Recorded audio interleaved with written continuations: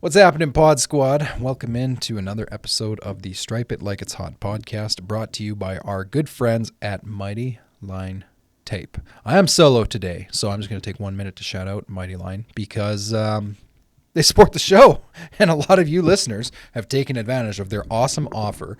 So we introduced an offer when did we start that? Like a year ago, I guess? About a year and a half ago, where they actually have like a landing page just for the listeners of this show. You go to the website, mightylinetape.com/stripeit, fill in your contact info, your shipping address. They will actually send you a sample kit of their best selling products. So we're talking floor tapes. They put in some decals or decals, as our friends in America would say. They got cool stuff. They give you some striped tape, some like high grip tape, all stuff that is like fantastic products for customers in your market for interior warehousing, logistics, transportation facilities. We love the product. We absolutely love it. We're happy to have them as a sponsor. Our company here in Prince George is actually a dealer of their products now, because we've just had tremendous success with it. So we love putting down traffic paint or epoxies, but sometimes that's not the answer. Sometimes your customers need something cleaner, simpler, in some cases, something they can even do themselves. So I would highly recommend you check it out. mightylinetape.com/stripeit. They're going to ship you that sample kit. You can try out the product for free. I think it's a pretty good deal. Yeah, Matt's giving me the thumbs up. He thinks it's a great deal too. So big thank you to them for sponsoring the show. Okay, I'm going to talk today solo about the evolution of business. So it's December when we're recording this. It's the end of the year. I'm tired a little bit. Are you tired? Yeah, it's been a year.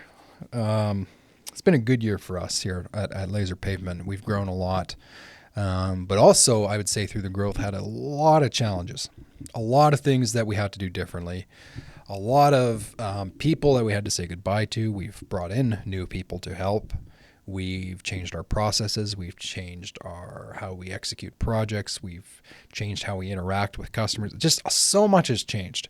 There's one thing in particular, though, that I want to talk about today. And actually on the drive over, Matt, you were asking me about it because you were a little bit almost maybe confused as to what are you going to talk about? Yeah, you're laughing. So I'll start with a story.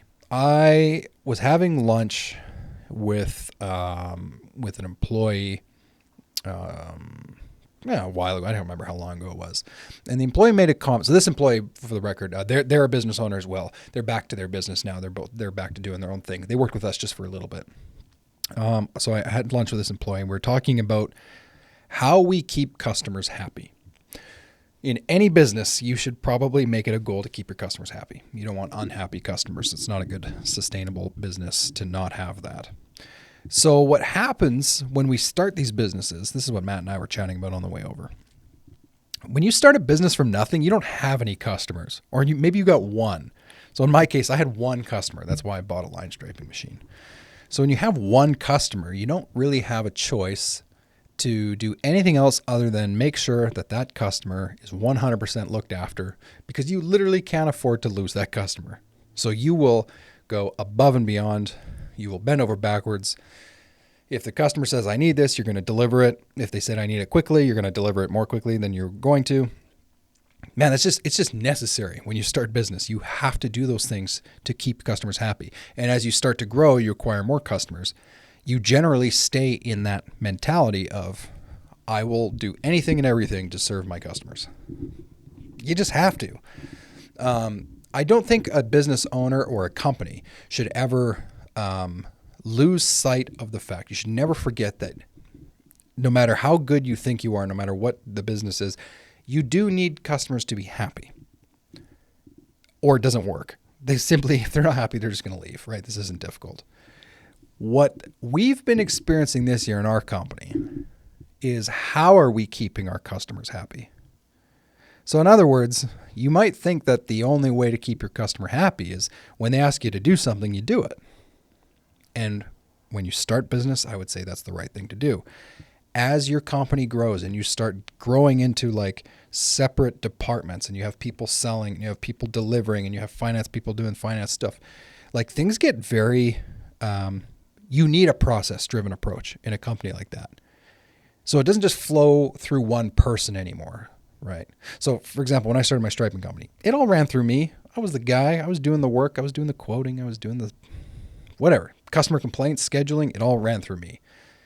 As the company grows, you lose that, or at least you should let go of those things. And you need other people, preferably people who are better than you at it anyways. Turns out I suck at scheduling, so it's good that we have a scheduler now.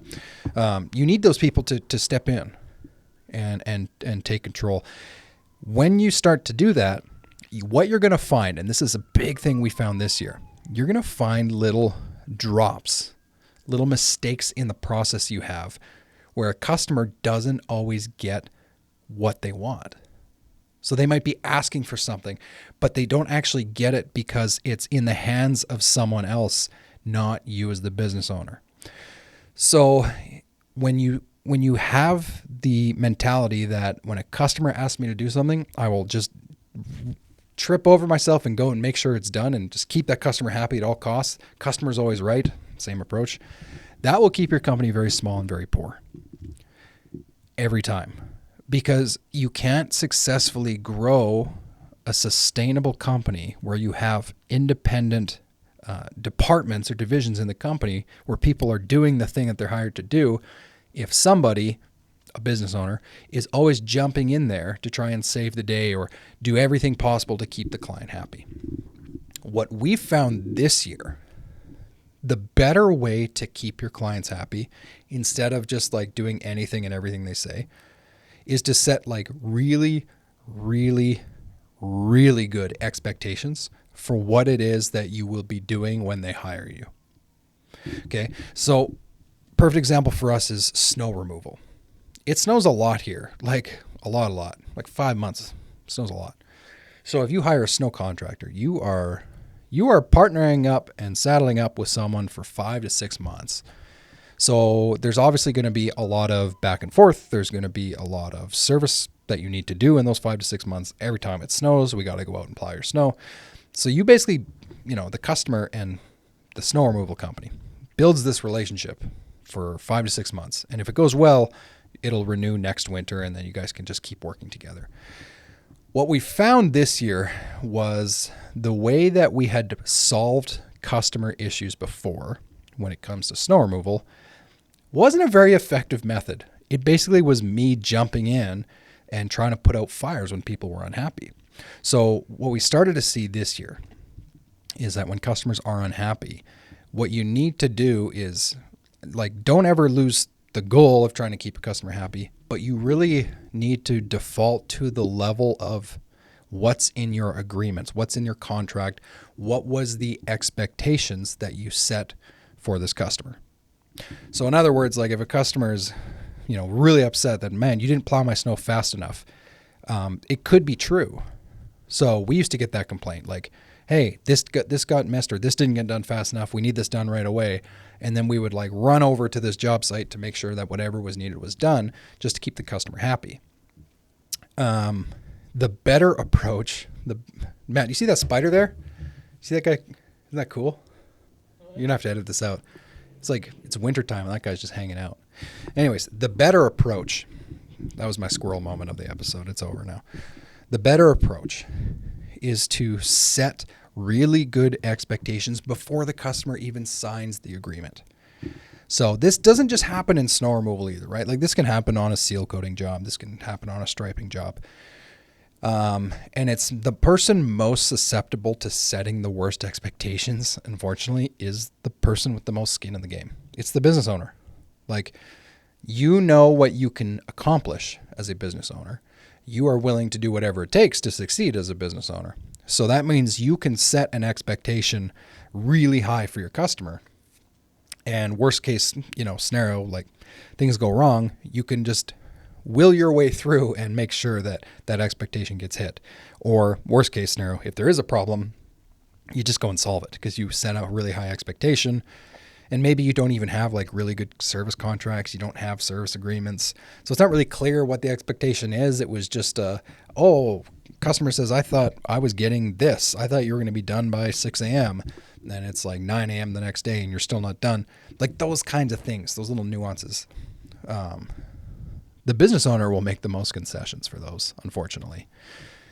So as a company grows, it's so critical. We've done whole podcast episodes about this and YouTube content, like having a really, really good service agreement with clear language, clear expectations, and setting good expectations on a sales appointment is so critical. Because what can happen is if you are a growing company and you have all these projects on the go and you start to get customers that are expecting something different than what you're doing, like you're just going to burn out as a business owner, or you're certainly going to frustrate your people when the plan that you have built to execute all of these contracts gets changed all the time. Like, cancel going to this site. This person's screaming over here, so we're gonna put all our resources onto this job site. And then, oh, this customer needs it done quicker. Something came up, so then you change the schedule and you go over here. And the operational plan is just this fluid pile of water that just goes wherever the company is shifting to. And it just doesn't work. It doesn't work. So when I was having lunch with that former employee who was a business owner, he told me very candidly, he's like, I'm used to this. I'm used to when a customer says, I need you to do this. I need you to jump.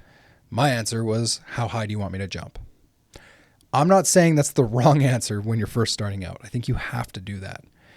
As your company grows, though, you are going to get really, really frustrated. And worse yet, you're going to set an expectation for your customers that you will always be the person to drop everything that was all the plans, drop everything that you're doing just to run out, put on the Superman cape and go save the day for that one customer. So true story. Matt, I did this. What day is it today? Tuesday? I did this last week. I'm serious. That's why we're talking about this on the podcast. I literally did this last week. I'm not an operations guy. I should never be involved in operations, but we had an absolute doozy of a snowstorm. It snowed for 4 days in a row, which is absolutely disgusting. Now, thankfully, it wasn't like massive amounts of snow. Can you imagine if it snowed like 6 inches a day? We'd have 2 feet of snow. It's very capable of snowing 6 inches a day here. But anyways, it snowed for 4 days in a row. So it's pretty much operationally like one of the worst things that you could have happen for snow removal, because by the time you get to day 4 and you're plowing the same parking lot 4 times, your guys are just tired. Everyone's exhausted. Our sidewalk crew was beat. We had guys working super long shifts. Like I'm so proud of how hard our guys worked. We were down a couple of people too. We should have had a couple more operators, and they worked their butt off. That was a crazy event. So when we got to like the 4th day and it finally stopped snowing, I mean, operationally with snow removal, you still have a lot of cleanup to do. You still have to go back to the sites. And to make it worse, man, the day after it stopped snowing, what happened, Matt? It rained. Yeah, temperature went to like right around the freezing point, and then it started raining. So not only do you have to still clear all this snow, but whatever snow is left is getting rained on and basically turning to ice. So now you got this weird you can, even if you're in an area where it doesn't snow, you can probably understand how not good that is when you have compact snow and now it's raining and freezing. It was just a mess. So our operations team was all over the place, man. Like scraping, plowing, salting, sanding, de-icing, just doing all this stuff just to stay on top of things. So when we got to like the day after, some of our customers, it had snowed so much, then they have small parking lots. They don't have a lot of room to store snow. I mean, I'm thinking of one site in particular. It was like a government type property that we have that doesn't have a big parking lot at all. It's got like maybe 20 parking stalls to it, maybe. And so there's very limited space. And not only does it have only 20 stalls, but it's basically got like, it's surrounded by a retaining wall. So it's basically like this little mini prison. There's nowhere to store snow. So when it snows for 4 days, you create this mountain of snow in their parking lot, stuff it in a corner, and eventually you got to haul it away. We will literally go in the next night or 2 nights after and bring in dump trucks and load up dump trucks full of snow with wheel loaders, and then go dump that snow in the middle of nowhere, dump it off a bridge. I can't remember where it goes. City has a snow dump. Anyways, I messed up because our operations team, including our operations manager, were so busy in the snow. This customer was like, oh my goodness, like we need this snow hauled as soon as humanly possible. Like, man, We got to get it gone. I reverted back to the habits that I was talking about earlier in this episode. Jumping in, like, oh my goodness, we have a problem, we got to solve it. So my intention, I felt like, was good. I knew that our operations team was extremely busy. They're out in the field working their faces off. We're already down a few people. So I was like, you know what? You know what I said to myself, Matt? I said to myself, I'm going to jump in and help out. And I arranged a subcontractor, a good friend of mine who's got a small company that he's capable of hauling out snow. And I was like, man, is there any way you could go over to this job site? It's a government job site. And just haul out some of the snow. And he's like, oh, yeah, man, no problem. He was pretty tired from the snow too, but hauling is good money. So he goes over there, he hauls out the snow. The next morning I'm up super early and he's like, hey, everything went good. I got all the snow. He sends me the photo. So I immediately messaged a client on our project software, send them a communication. I was like, hey, just so you know, we managed to get this done. And I was feeling proud of myself. I was feeling good because it just snowed for 4 days and we hauled your snow out in 24 hours or less. That's crazy good. In our contract, we do not have to do that. We just don't. We would never sign a contract that says you must remove snow within 24 hours. That's just not feasible the majority of the time. But I did it because I was like, man, let's keep this customer happy. Well, it wasn't even 48 hours later where this government customer had a separate issue with snow hauling. They're like, hey, actually, there was so much snow. Some of it actually spilled over onto the neighbor's property. And we need this removed ASAP. So now I've set the expectation for this customer that you asked for this snow hauling and I panicked and was like, I'm going to help you out. I'll jump in. Well, now the customer is expecting that again, and they're fully willing to pay for it. They're like, yeah, we need to get this other snow hauled too. It's fell over into the neighbor's property. And so by that time, I had removed myself from operations again. So now it's in the hands of my operations team. And guess what? They're not going to respond to every customer request the second it comes in and trip over themselves and run over there with a dump truck because they have an operational plan. And they've communicated that plan to the other customers who have already requested their snow hauling in advance of this one. And so hopefully you can see where this is going. I basically built this customer monster, man. I had this customer who was freaking out that the snow wasn't hauled right away. And man, this needs to be done so fast. And my operations team was like, yeah, we've got it scheduled for 4 days from now, which is perfectly reasonable. It wasn't no one's dying from this little bit of snow that fell over the side of a wall. I vowed to my operations manager twice now, because I said it again this morning. I was like, I'm never going to do that again. I'm never going to do that again. I'm never going to just literally, I use the words, I'm just jumping in here. I'm not going to do it. Even if it means the customer is slightly unhappy, I'm not going to do it unless contractually we have to do it. I'm not going to do it because it messes up the whole plan. So I'm saying we built a team of people who work at this company. Part of that team is responsible for the delivery and the execution of service agreements and contracts. Every time I jump in to help, I'm basically saying I don't trust my team in order to get the contracts fulfilled the way that they're contractually supposed to. So therefore, I'm going to jump in. And I'm telling you guys, it causes so many problems. It's unbelievable. It's crazy. So there was another service. I'm not going to tell the full story of this one, but there's another service contract that we've had for 4 years. 4 years who, when I say I've created the monster, I created this environment with this one service contract for snow we've had for 4 years. This contract was basically the whole reason we got into snow removal. They took a chance on us. We were a small company, didn't really know what we were doing, but they gave us their 2 contracts anyways, and they paid really, really well. And we just, we figured it out basically as we went along. We faked it till we made it. And this year in particular, despite a 4-day snow event, man, I'm so proud of the work the guys did. They definitely had a couple little issues on the site, but nothing crazy.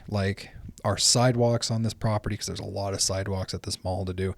Everything was done really well. The plowing is great. We had the sanding and the de-ice. The salt truck was there constantly. I actually met with one of the key tenants, one of the grocery stores there, and met them on site and was talking to them about how we can, always make sure things are done better. This was the best year we'd ever done for snow. But because I had set the expectation for that last 3 years that whenever you need something, we're just going to run over there and do it. The moment they asked for something not within the bounds of the contract, our operations team said, we'll get to that when we safely can, when our plan allows us to. And the customer didn't like that. And I'm telling you, that sucks. Matt, that sucks. It sucks when you have to, like, basically, for lack of a better term, like, you basically have to let a customer lose their mind and rip their hair out and go, but why? You used to do this. You used to do it this way before. How come you're not doing it now? It's brutal. So here's my recommendation. If you're listening out there and you have a growing company and you're starting to hire, like a foreman type person or a site shift leader, or maybe you have an operations manager, maybe you're bringing people in higher levels of the company. Like, you never want to signal to them that your customers are more important than your people. So basically, in the hierarchy of, like, business, employees should be first. Your customers should be second. And the moment you are going out of your way to look after your customers first and foremost, and the customer's always right, and we just got to make sure the customer says jump, how high do you want us to jump? The moment you do that, you cut the legs out from your people. Because even if your people, your foreman, your manager, your shift leader, whatever, even if they're like dropping the ball and they're not doing a great job, that's not the end of the world. That's just an opportunity for you to coach them up and help them get better at their jobs. And you can analyze, situations and jobs that don't go well after. So if you have a seal coating job that went terrible and your foreman or your site leader did a terrible job, get through the job, make sure it's done, keep the customer happy, and then use that as the opportunity after to have a debrief and basically evaluate everything. Like, why did this job go south? Did we not follow a process? Do we even have a process? Could be a one.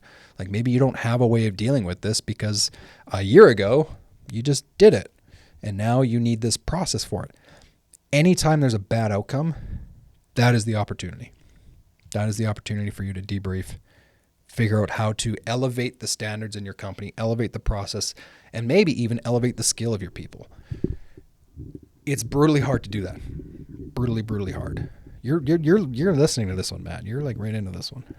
Yeah.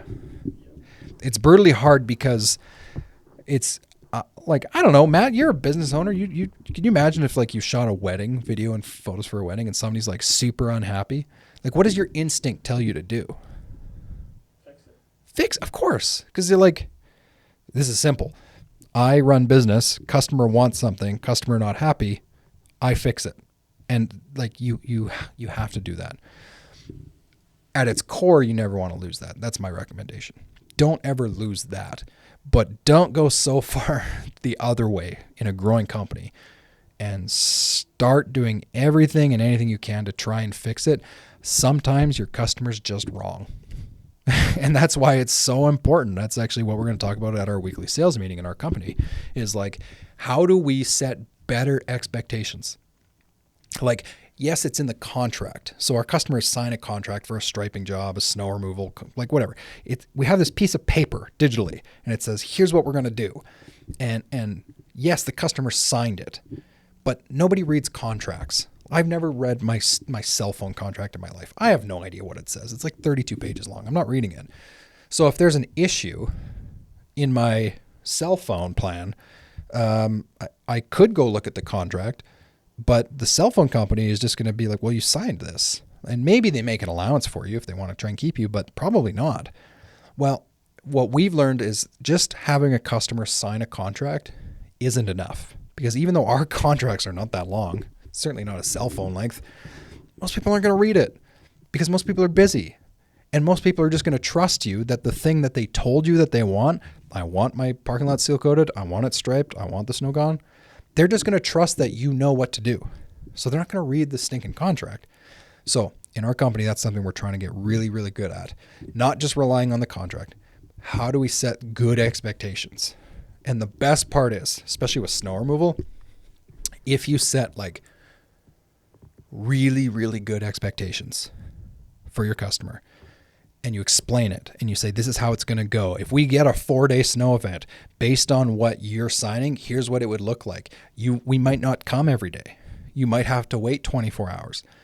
If you explain that really, really clear, some customers will be like, I don't want that. I want you here every day if it snows 4 days in a row. Do you know how you solve that problem? You charge them more money. You charge them more money. It's just like it's simple, Matt. Just like a wedding. If somebody's like, man, I want like this percentage of black and white photos and I want at least 2 hours and 5 minutes of video. You might not ever do it that way. You might just your wedding packages, I'm freewheeling here. Your wedding packages, you might throw in like a 20-minute video. So you might say, while you're talking to a prospective wedding person, hey, I actually include a video in my wedding package. And people are like, that's great. Love video. And then you deliver them this 20-minute video and they're like, this is nothing. Like, we wanted something longer. We wanted something more meaningful, right? Your contract that you had with them might say, I will deliver a 20-minute video. But like, if you didn't set the expectation, now that person's disappointed. And then you're in this position as a business owner, Matt, you're in this position now where you're like, well, do I go back and basically edit them a new video that's twice as long just to try and keep them happy? In the contract, you don't have to. But if they're expecting it, you might make that decision to do it.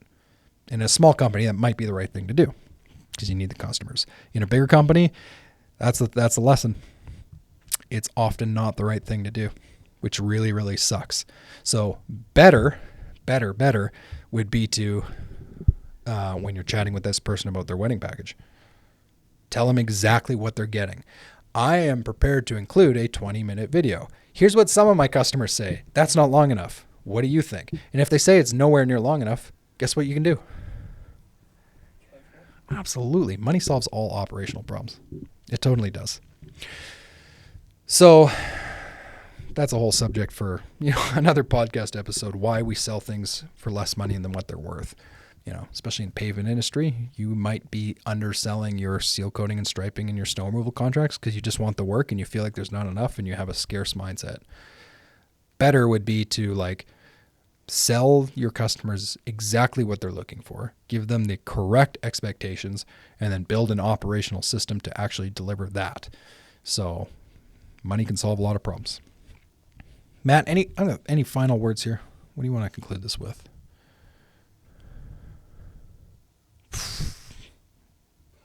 You got nothing. It's tough to see a customer not happy. And it's tough to look at them and say, I know you're not happy, but we're still doing exactly what we said we would do. Try and avoid that situation, set really, really good expectations. And I would just strongly encourage you. This is so hard. Like, we're going through this in our company right now. Like, don't make the mistake of cutting out your people who are trying to deliver what their service contract says. They're trying to deliver the right expectations based on an agreement and not canceling every plan that they have built just to appease one unhappy customer. That's the lesson. Sometimes customers will be unhappy, and your job is to figure out, did we set this customer up to fail, or is this genuinely not a customer that we should be working with? Because unfortunately, those people are out there too. That's it.